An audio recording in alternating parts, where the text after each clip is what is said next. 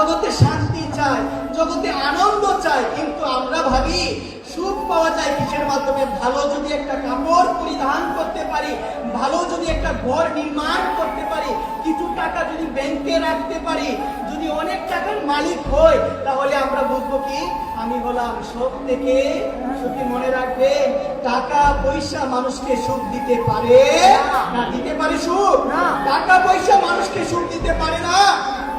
সুখ দিতে পারে একমাত্র আমার ভগবানের নাম, আমার রাধারানীর নাম। এই কারণে রাধারানীকে ভালোবাসো, রাধারানীকে ডাকো, ভগবানকে সবসময় নিত্য স্মরণ করো। কারণ ভগবান গীতায় বলছেন, কি বলছে মা? কথাগুলো লক্ষ্য রাখো।